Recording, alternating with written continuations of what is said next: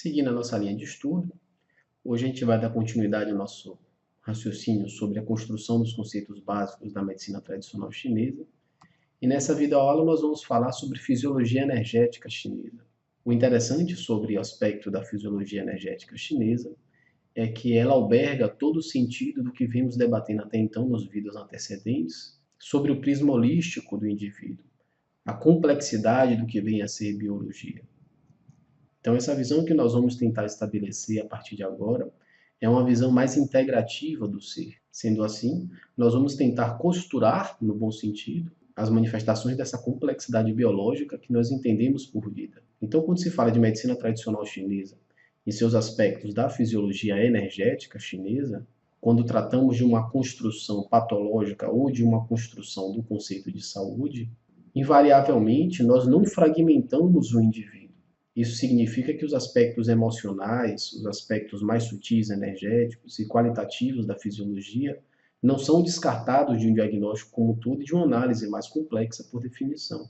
E apesar de culturalmente termos construído uma análise fisiológica e biológica fragmentada, a ideia aqui basicamente é reverter esse processo. Isso não quer dizer que invalide todo e qualquer tipo de descoberta científica ou análise mais fragmentada do indivíduo.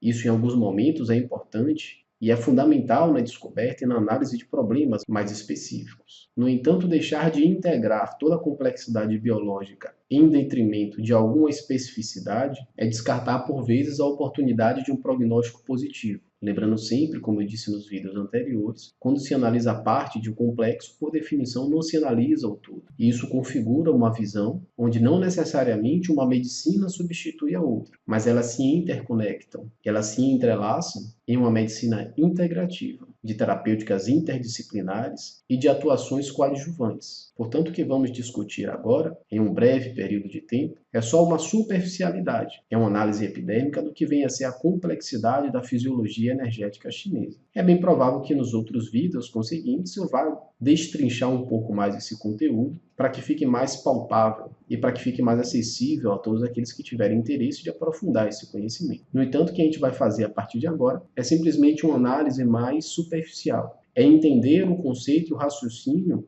de como a medicina chinesa foi estruturada, fundamentada e funciona até hoje. E para que possamos continuar a nossa linha de raciocínio, eu sugiro que você reveja ou veja o vídeo sobre Qi e suas manifestações e relações fisiológicas. Ele vai dar base de conhecimento e de estrutura, um pré-requisito para que você acesse melhor e entenda melhor esse conhecimento que a gente vai destrinchar a partir de agora. Então, nos vídeos antecedentes, nós vimos que o Qi e suas manifestações no organismo, elas se expressam das mais diversas formas, desde os aspectos mais densos até os aspectos mais sutis. E que a dupla polaridade entre duas forças, conhecidas pelos chineses como Yin e como Yang, que tem conceitos básicos de interdependência, de interrelação, de transformação mútua, elas oportunizam, através dessa relação, as diversas manifestações dessa entidade que nós chamamos de Qi, que por vezes, dentro do aspecto biológico, é traduzido como uma energia vital, ou seja, algo que vivifica o indivíduo, algo que vivifica o organismo. É como se fosse algo que distinguisse o que é matéria orgânica e matéria inorgânica. Sendo assim, nós vimos que o Qi ele tem diversas expressões no nosso organismo, e que essas diversas expressões no nosso organismo nós nomeamos basicamente de substâncias vitais, dentre as quais você tem o que se conhece por Xue, que é o sangue,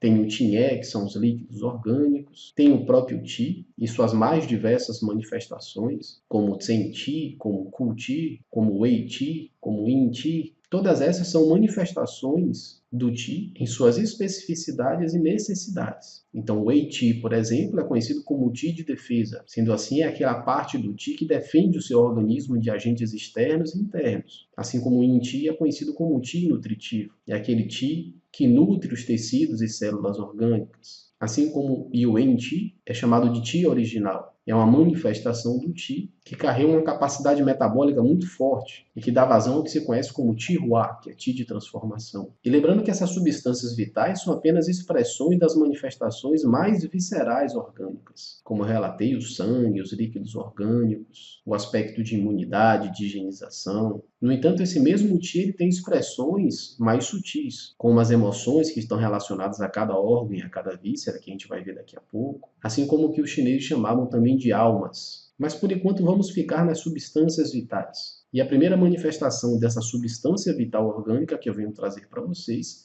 é o que os chineses chamavam de Qin, que é esse ideograma daqui, onde a representação romanizada é Qin, onde o J tem som de T, e lembrando que o G ele não é pronunciado, tá ok? Então esse Qin para os chineses é uma expressão de uma substância vital que serve como matéria-prima de transformação orgânica. Os chineses determinavam que existia o Qi pré-celestial e o Qi pós-celestial, sendo que uma característica do Qi pré-celestial é que ela não é reposta no organismo, e uma característica do Qi pós-celestial é que ela é reposta no seu organismo. O que se entende por Qi pré-celestial é uma manifestação do Qi que você herda dos seus pais. Algo semelhante à genética, mas é um tanto quanto mais complexo por abarcar outros fenômenos na vida que não são restritos, propriamente dito, às manifestações de genes ou coisa que o valha. E o que os chineses chamavam de essência pós-celestial é aquilo que você adquire e transforma no seu organismo para manter a vida. Então, um alimento, por exemplo, que você ingere no seu organismo para nutrir o seu corpo, é uma expressão do Qi pós-celestial. Então, o alimento que você ingere para nutrir o seu organismo, para nutrir o seu corpo, é uma expressão da essência pós-celestial. O que é interessante é que para os chineses, a relação desses dois tipos de essência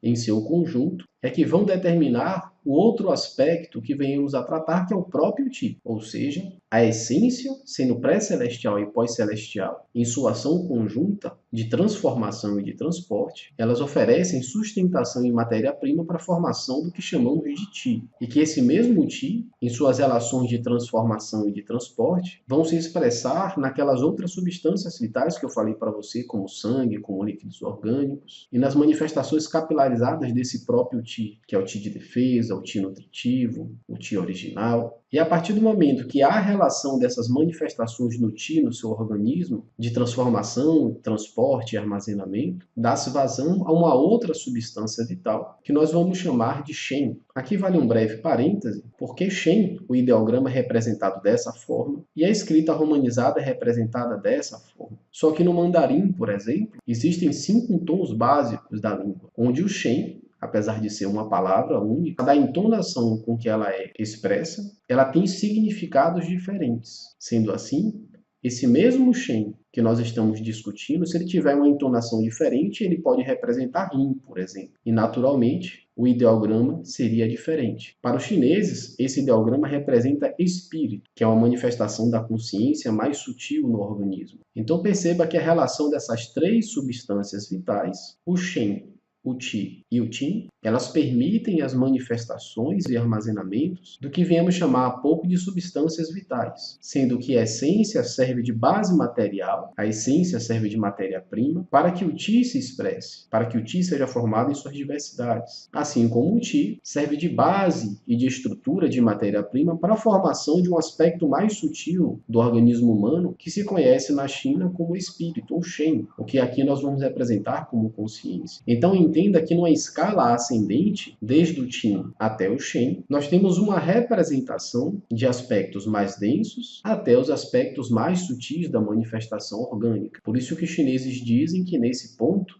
utilizando essas 3 referências, ele estabelece que a transformação é sempre ascendente, do que é mais denso até o que é mais sutil. No entanto, essas transformações elas não acontecem aleatoriamente. Não são expressões anárquicas e caóticas do universo. Muito pelo contrário. Para que haja transformação da essência em Qi e para que haja transformação do Qi em Shen, é preciso que haja comando. E esse comando é determinado pelos aspectos mais sutis, que no caso aqui é o Shen. Então, para os chineses, essa escala de ascensão é uma escala de transformação e a escala de descendência é uma escala de comando, ou seja, a essência é matéria-prima para o Qi, que por sua vez é matéria-prima para a formação do Shen. Só que como essas substâncias vitais elas precisam ser trabalhadas e organizadas, elas precisam de comando. E isso quem faz é o Shen. Então o Shen comanda a transformação do Qi, assim como comanda a transformação da essência. Fechando dessa forma esse ciclo que os chineses chamavam de Sanpala,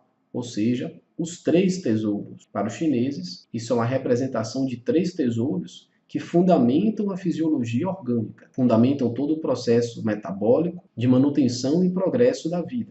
Há um ditado na medicina tradicional chinesa, em particular no Qigong, que determina que Liantin Huoqi, Lianti Huoshen. Isso significa trabalhe a essência para transformar em ti e trabalhe o Ti para transformar em Shen. E até esse ponto é importante que entendamos a forma como essas substâncias vitais são trabalhadas no nosso organismo. Até aqui entendemos que o Ti é uma expressão de duas polaridades interdependentes e contrapostas que se manifestam das mais diversas formas no nosso organismo, desde os aspectos mais densos da essência, sendo ela pré-celestial ou pós-celestial, até os aspectos mais sutis do espírito, das emoções. E entendemos que essa escala de transformação, ela vai do que é mais denso para o mais sutil, e entendemos também que a escala de comando, ela vai do que é mais sutil para o que é mais denso. E aí provavelmente surge a pergunta: quando nós dizemos comando, é o comando sobre o quê? O que é que o espírito precisa comandar, coordenar e organizar para que essas substâncias vitais elas possam ser processadas,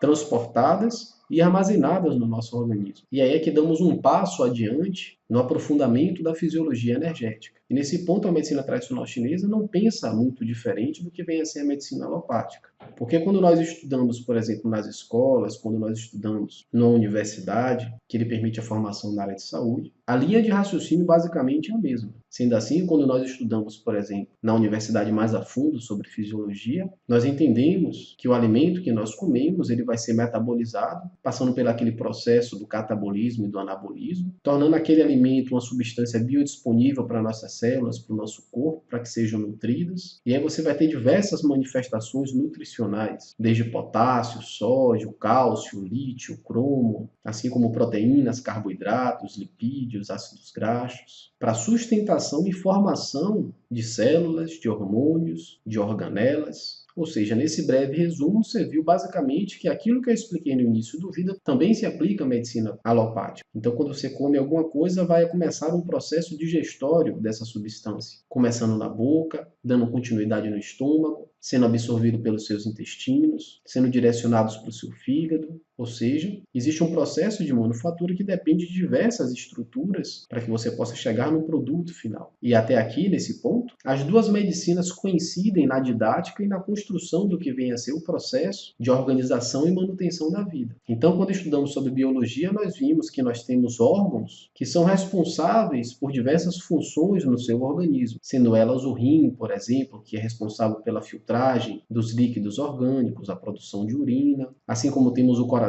que é responsável por bombear o sangue, a força motriz de bombeamento do sangue para o corpo, o pulmão, que é responsável pelas trocas gasosas, também conhecida como hematose, o baço e o pâncreas, que têm suas particularidades dentro da fisiologia alopática, sendo elas pela produção de células do sistema imune, o pâncreas pelo processo de digestão, assim como temos o fígado, a grande usina do corpo, responsável pelo refinamento e produção de diversas outras substâncias, e o pericárdio como uma película que envolve e protege o coração. São só alguns exemplos que eu estou citando. Assim como também temos vísceras no nosso organismo, são representadas pela bexiga, por exemplo, que acumula a urina para depois ser descartada. Assim como temos o intestino delgado, que cuida também do processo digestório, o intestino grosso, que cuida do processo de evacuação e de assimilação também de alguns líquidos. O estômago também ligado ao processo digestório, a vesícula biliar na mesma proporção. Existe o que os chineses chamavam de triplo aquecedor. Por que eu citei esse exemplo para vocês da relação com a medicina alopática com a medicina tradicional chinesa? Por que eu procurei fazer esse link com a medicina alopática e a estruturação de como o nosso organismo funciona?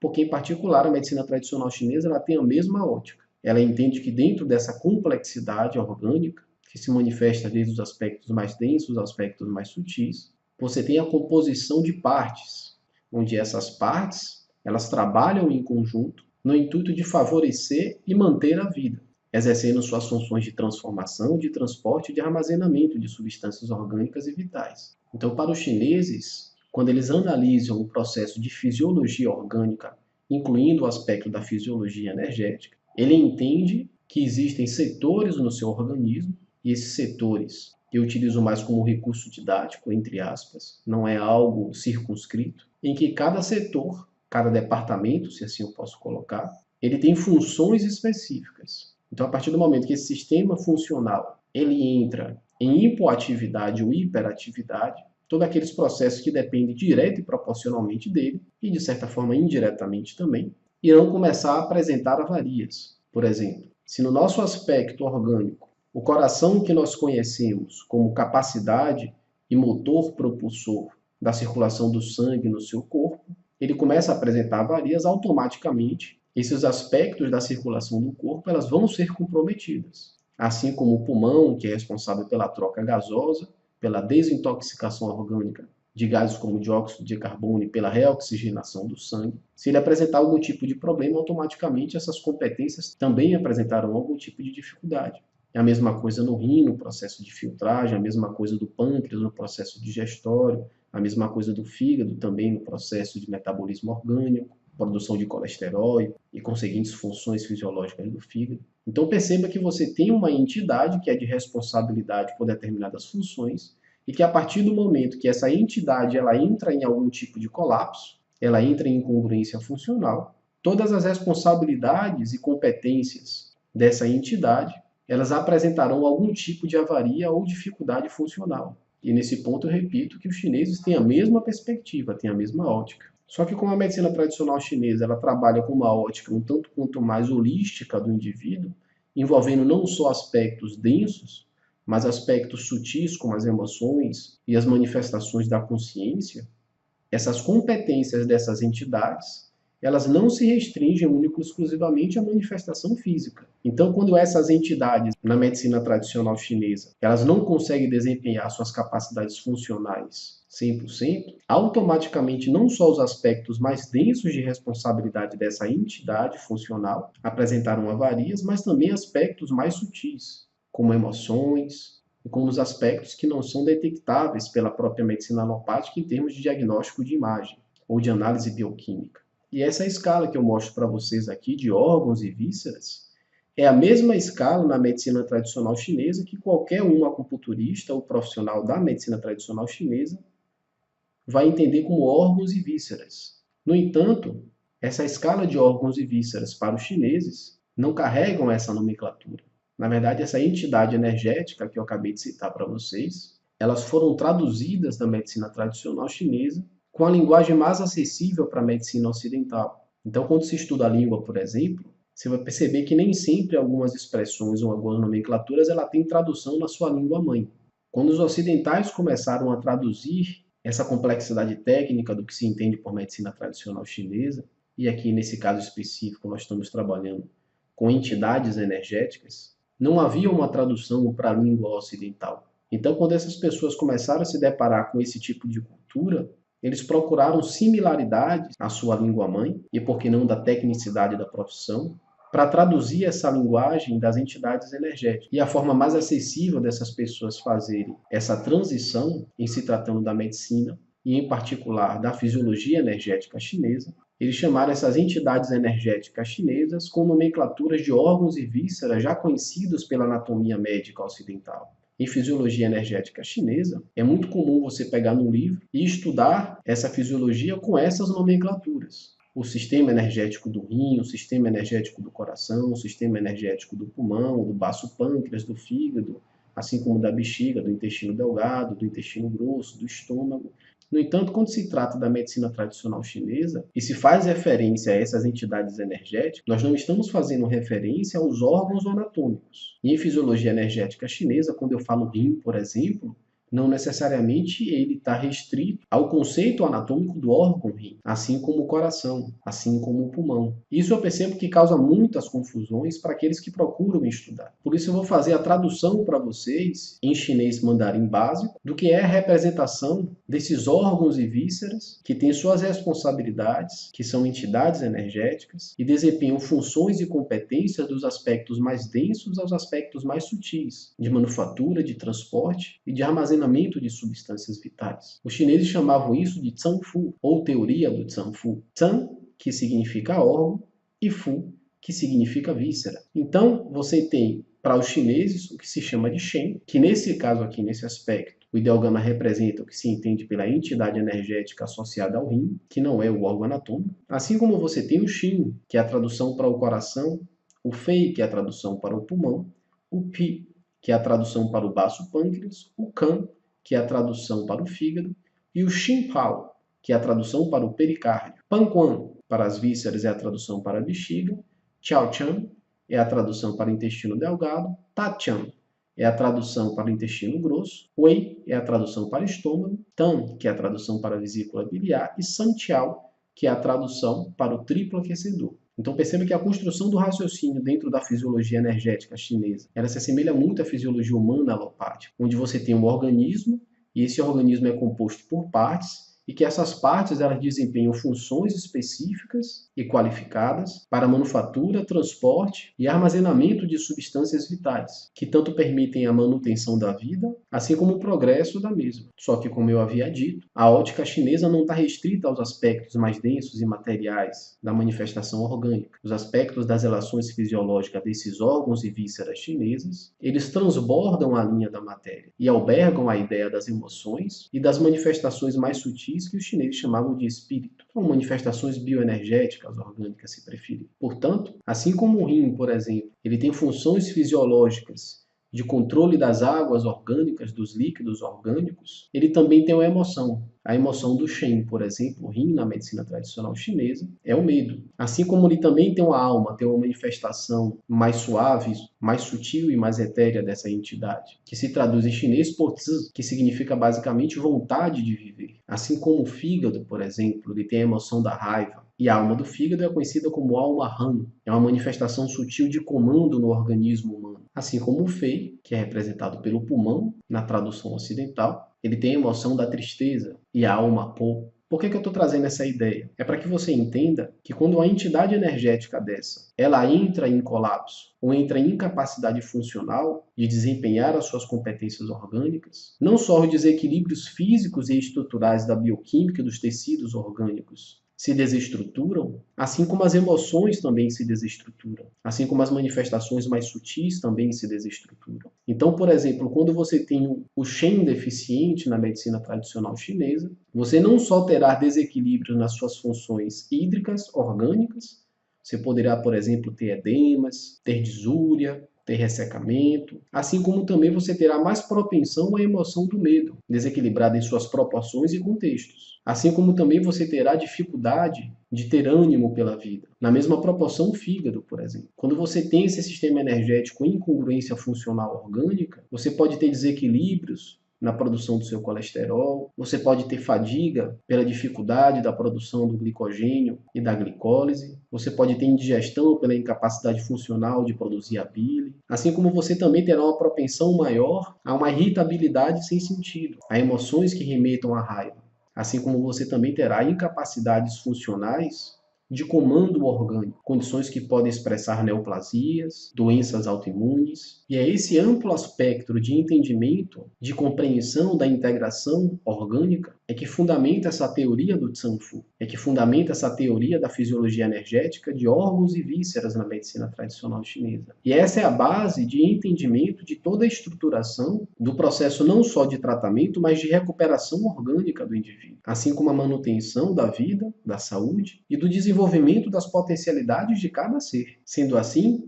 são essas entidades energéticas que são responsáveis pela produção, transformação, transporte e armazenamento daquelas substâncias vitais que nós falamos lá no início. São essas entidades energéticas que, funcionando em sua excelência, proporcionam ao organismo a capacidade de se manter vivo e saudável. E a ideia desse vídeo é para que vocês entendam isso de uma forma superficial. É lógico que outros vídeos conseguintes nós vamos trabalhar cada sistema energético desse, entendendo o que nós chamamos de particularidades de cada sistema energético. Quais são as suas competências, quais são as suas funções, quais são as suas responsabilidades. E a partir do momento que nós entendemos as competências funcionais de cada entidade energética dessa, de cada sistema energético, é possível criar uma linha de raciocínio mais clara no que tange a fisiopatologia e a etiopatogenia orgânica, tanto física como emocional, como etérea. Perceba que nós estamos construindo uma linha de raciocínio que vai desde o conhecimento mais superficial, criando base e estrutura para que a gente possa aprofundar nessas relações e nessas funções. Só podemos passar para a fisiologia energética do rim, do Shen, quando entendemos o que é o conceito das substâncias vitais,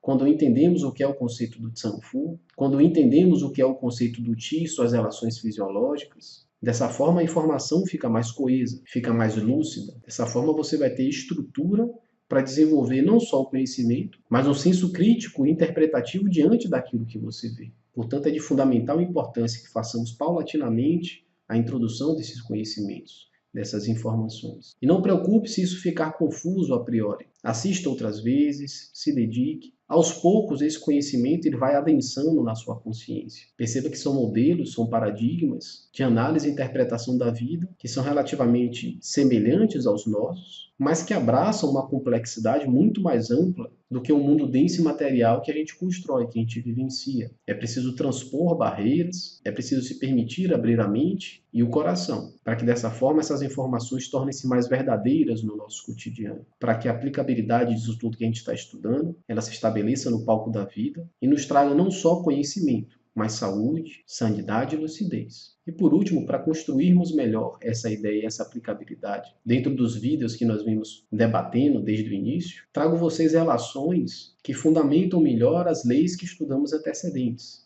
Não sei se vocês se recordam, mas nós vimos que a medicina tradicional chinesa ela se sustenta em conceitos ideológicos como o taoísmo. Então nós vimos que o ser humano é parte integrante e integrada da natureza. Isso significa que as mesmas leis que regem a natureza regem o nosso organismo. E da mesma forma que a natureza influencia os nossos organismos, nós também influenciamos a natureza. E eu trouxe para vocês conhecimentos, por exemplo, como o ciclo circadiano. Lembra que eu falei que o organismo ele funciona de formas diferentes de dia do que da noite, que ele funciona de formas diferentes nas estações do ano? Pois bem, em posse desse conhecimento que a gente teve nesse vídeo sobre a teoria do Zhang-Fu, eu trago para vocês a aplicação desse conceito, dessas relações, uma das aplicações desses conceitos, dessas relações, com a ideia das relações interdependentes do ser humano e com a natureza. Esse ciclo, por exemplo, nós chamamos de ciclo circadiano na medicina tradicional chinesa, onde você tem todos os sistemas energéticos, aqui os quais eu falei, lembrando que essa referência que nós temos do coração, do intestino delgado, da bexiga, do rim, eles não são propriamente os órgãos e as vísceras do nosso organismo, anatomicamente definidos, circunscritos. Elas são entidades energéticas. Então, sempre quando nós tratarmos aqui nos nossos vídeos das relações fisiológicas, orgânicas e energéticas, e eu fizer referência ao coração, ao estômago, ao fígado, ao rim, eu estou fazendo referência a entidades energéticas, aqueles sistemas energéticos que eu acabei de citar para vocês, do Zhang-Fu. Quando for o órgão, a víscera anatômica, eu vou fazer uma observação sobre isso, no momento que eu citar o órgão específico ou a víscera específica. Portanto, esses sistemas energéticos aqui, esses órgãos e essas vísceras, são representações dos sistemas energéticos chineses, do Zhang-Fu, e não das vísceras e órgãos anatômicos que nós estamos acostumados, tá ok? Então, para a medicina tradicional chinesa, nesse círculo circadiano, a cada 2 horas, a expressão do Qi está mais presente no sistema energético. Por exemplo, nós temos no pulmão de 3 às 5 da manhã, o Qi está mais presente nesse sistema energético. De 5 às 7 da manhã, o intestino grosso. De 7 às 9 da manhã, o estômago.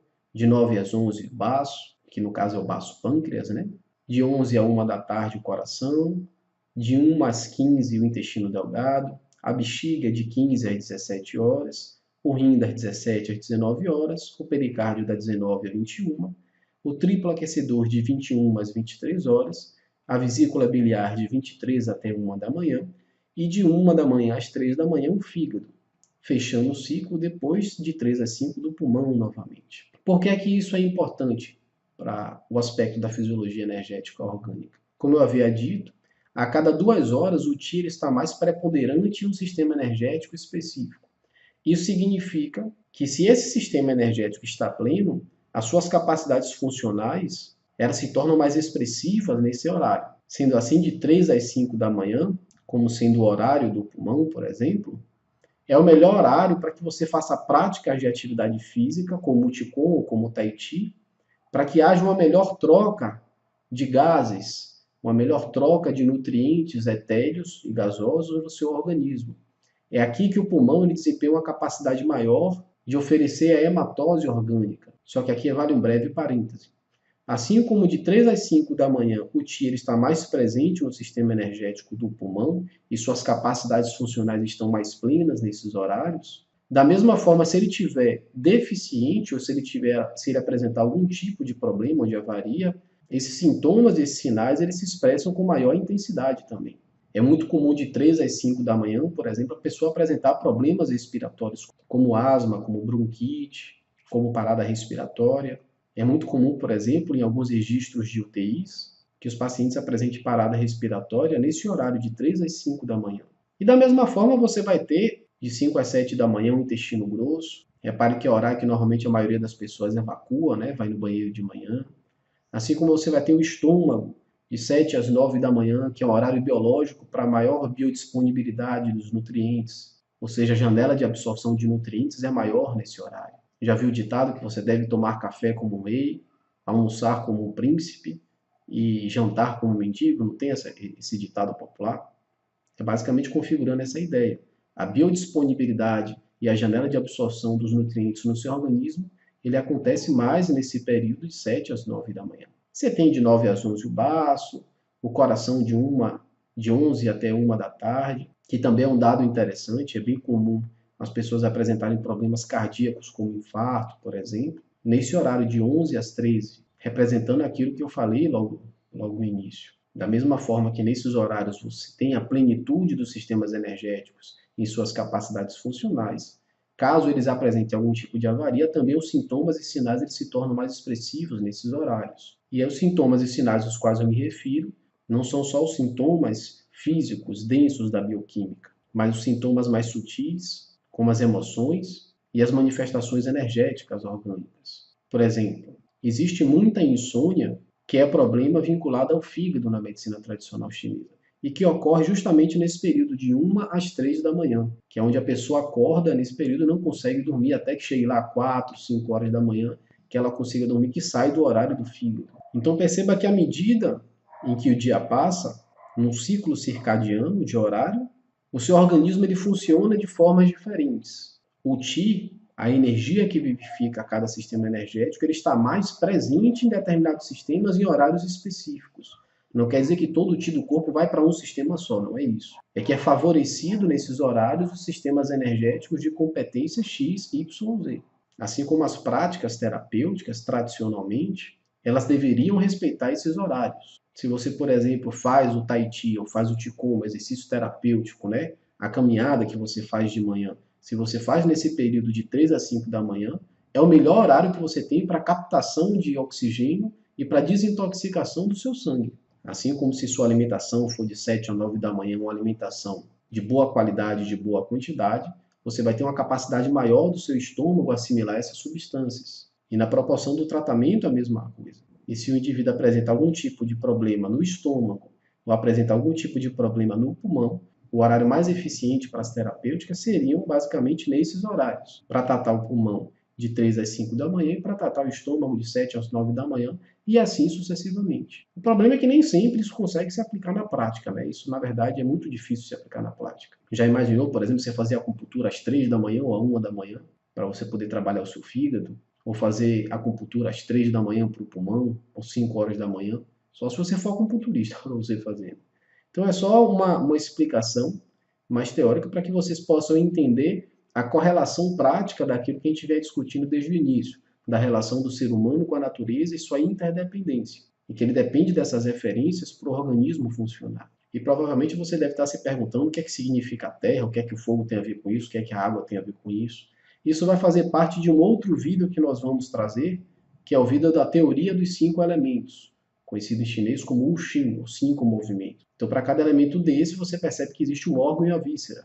Por exemplo, a terra, você tem a víscera estômago e tem o órgão baço pâncreas. Para o fogo, em particular, você tem 4 sistemas energéticos, que é o coração, o intestino delgado, o pericárdio e o triplo aquecedor. Para a água, você vai ter a bexiga, vai ter o rim, para a madeira, você vai ter a vesícula e o fígado, e para o metal, você vai ter o pulmão e o intestino grosso. Então, quando a gente for tratar mais a fundo da fisiologia energética de cada sistema desse, nós vamos tratar pelos elementos. Portanto, você vai ter um vídeo só sobre o elemento terra, tratando da fisiologia energética do baço e do estômago. Assim como você vai ter um vídeo só sobre o elemento metal, tratando sobre a fisiologia energética do pulmão e do intestino grosso, tá ok? Então, essa explicação do porquê esses elementos, ele vai ficar para um próximo vídeo, tá ok?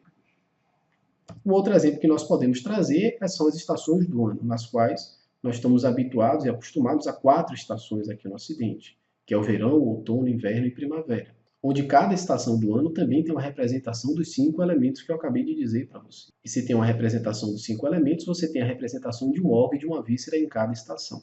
E configura a mesma coisa do que eu havia dito para vocês com relação ao ciclo circadiano. Na estação do ano, o sistema energético, que será representado pelo elemento da estação, ele terá suas manifestações mais plenas de Ti, assim como também apresentará sintomas e sinais mais expressivos do seu desequilíbrio. Então, por exemplo, no outono você vai ter o elemento metal, que tem a representação do pulmão e do intestino grosso. Então, no outono é bem provável que você apresente mais distúrbios caso você tenha algum tipo de problema no pulmão ou no intestino grosso. Assim como no inverno você vai ter o elemento água, que tem a representação dos sistemas energéticos do rim e da bexiga. Na primavera você vai ter o elemento madeira, que tem a representação do fígado e da vesícula biliar. No verão você vai ter o elemento fogo, que tem a representação do coração e do intestino delgado, assim como daqueles outros 2 sistemas energéticos que são bem interessantes, que é o pericárdio e o triplo aquecedor. Provavelmente você deve ter notado que eu não falei do elemento terra. Eu falei que no verão você tem o elemento fogo, no outono você tem o elemento metal, no inverno você tem o elemento água e na primavera você tem o elemento madeira. Mas perceba que são 5 elementos e aqui nós temos 4 estações. E no caso para os chineses, existe uma 5ª estação, que é conhecida como estação da Terra. E o que é que significa isso? É que essa 5ª estação ela é representada pelos últimos 18 dias de cada estação. Então, os últimos 18 dias da estação do verão é a estação da Terra, assim como os últimos 18 dias da estação do outono é a estação da Terra. E assim sucessivamente com o inverno e com a primavera. Por que é que isso é importante? Porque na natureza tudo é um processo. Sendo assim, quando você tem um dia e a noite, você não consegue determinar exatamente onde termina o dia e começa a noite. Você tem um processo chamado entardecer. A mesma coisa acontece quando amanhece. Você não consegue distinguir exatamente onde termina a noite e começa o dia. Você tem um processo chamado amanhecer. E os chineses sempre dizem que na natureza não há quinas, tudo é um processo. Um dos exemplos mais clássicos disso que eu posso trazer para vocês é o diagrama do Tao, que a gente viu lá no Vida sobre Ti e Relações Fisiológicas. Há uma referência de processos. E a mesma coisa se aplica às estações do ano. Você não pode determinar exatamente onde termina o verão e onde começa o outono. E por mais que você tenha isso determinado pelo dia 21 dos meses específicos de mudança, isso é um calendário solar. Na medicina chinesa, por exemplo, o calendário é lunar. Isso significa que ele não é engessado. Ele depende muito das fases e das relações da Lua. Por exemplo, o Ano Novo Chinês é a Lua Nova mais próxima do dia 4 de fevereiro. Então, o Ano Novo Chinês não começa exatamente no dia 1º de janeiro. Ele depende das fases e estações da Lua. Então, voltando à nossa linha de raciocínio, sobre essa ótica, você não pode determinar exatamente onde termina o outono ou onde começa o inverno. Isso é uma questão de calendário. Você tem a fase de transição entre essas estações, outono e inverno, inverno-primavera, primavera-verão e verão-outono. E perceba que nessa fase de transição, o que impera é aquele conceito que nós discutimos de adaptação. O que é o conceito de adaptação? É que toda a natureza está modificando. E essa modificação exige do organismo, exige dessa mesma natureza, capacidades de adaptação e de transformação. É um período tido como cautela. Portanto, é nesse período que os chineses chamam de estação da Terra, porque a representação poética da Terra, nesse sentido, é um processo de resguardo, é um processo de transformação. Por exemplo, se você planta uma sementinha na terra, automaticamente ela se transforma numa planta. A ótica poética basicamente é essa. E perceba que é muito comum, na mudança das estações, manifestações de quadro de fraqueza se expressarem com sintomas e sinais de adoecimento. As alergias atacam com mais intensidade, há sempre uma virose que ataca uma grande parte da população. Nesses últimos 18 dias de cada estação, na estação da Terra, é importante que você se alimente melhor, é importante que você se resguarde mais, que você descanse mais, que você execute atividades físicas que não desgastem tanto o seu organismo, que suas relações sejam mais amenas, que seja um período de introspecção, de refazimento, de restabelecimento de sua consciência, de seus pensamentos, de suas emoções, para que a partir do momento que a outra estação entre, para a partir do momento que o verão se expresse em sua maior proporção, que o outono expresse em sua maior proporção, você tenha um organismo mais rígido, mais saudável, mais preparado.